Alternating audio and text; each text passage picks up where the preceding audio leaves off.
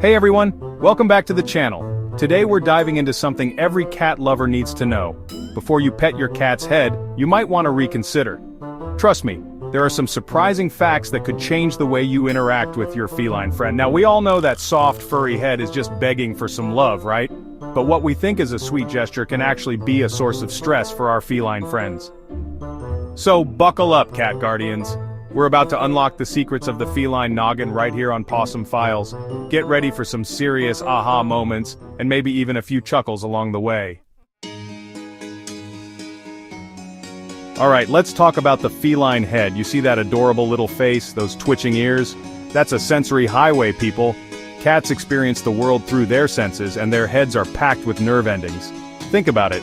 Their whiskers alone can detect the slightest change in air currents, telling them about the size, shape, and even mood of another animal in the room. Now imagine someone coming in and just manhandling that delicate system. Yikes. I've seen it 1,000 times. Well-meaning humans reaching for a cat's head without a second thought. And you know what? Most cats will tolerate it because, well, they love us. But deep down they're probably thinking, dude, not cool. The head, especially around the ears and whiskers, is a vulnerable spot for a cat. It's where their defenses are naturally lower because, in their world, it's not something they expect to be touched. Now, some cats might enjoy a little head scratch, especially if it's done gently and on their terms. But others, they might feel overwhelmed, overstimulated, or even threatened. The key is to pay attention to their body language.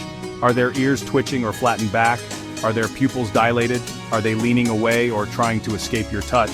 These are all signs that your cat is feeling uncomfortable. Let's dive a little deeper into the fascinating world of cat communication. You see, head rubbing isn't just about getting those hard-to-reach itches. It's a powerful form of communication in the feline world. When cats rub their heads on each other, they're engaging in a behavior called bunting.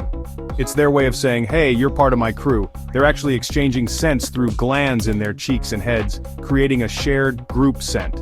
So, when we come along and start petting their heads, we're not just messing with their whiskers, we're tapping into this complex social language, and frankly, we might be sending mixed signals. Imagine someone coming up to you and rubbing their face all over you. It might feel a little strange, right? Well, that's kind of what it's like for cats when we initiate head petting without understanding the social context.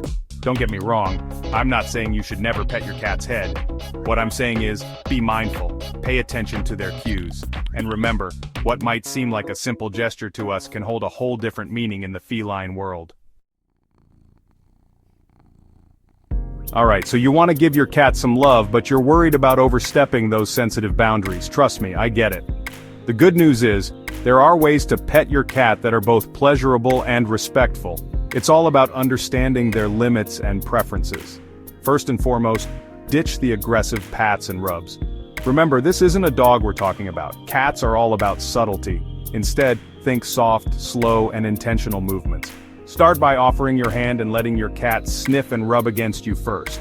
This gives them a chance to check you out, gather your scent, and decide if they're in the mood for some physical contact.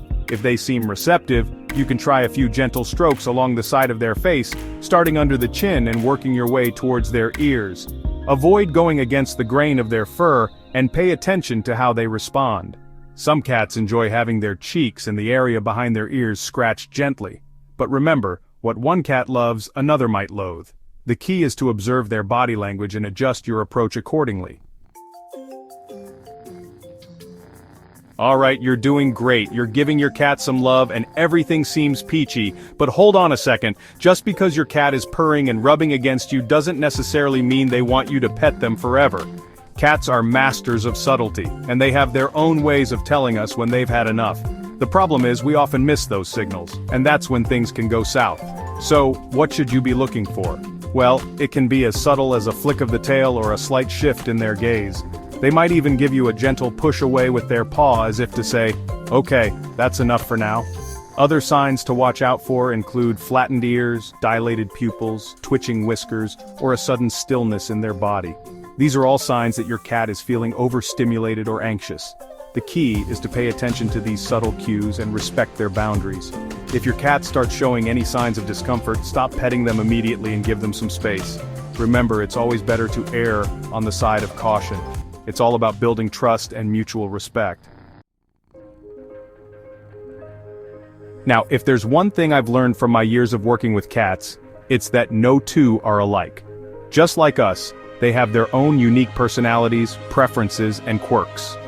What this means is that there's no one-size-fits-all approach to petting. What works for one cat might send another one running for the hills, and that's okay.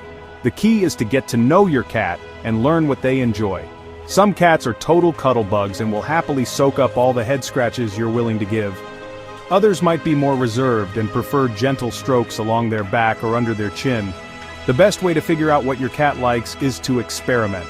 Try different petting techniques and observe their reactions. Do they lean into your touch or try to pull away? Do they purr and rub against you or start grooming themselves excessively? Over time, you'll start to develop a petting language with your cat. You'll learn their favorite spots, the pressure they prefer, and the duration that makes them feel safe and loved. So, before you pet your cat's head next time, think about these tips and let your kitty take the lead. Have you noticed any of these behaviors with your cat? Share your stories and questions in the comments below. I love hearing from you. If you enjoyed this video, give it a thumbs up and subscribe for more fascinating cat insights. Thanks for watching and see you in the next video.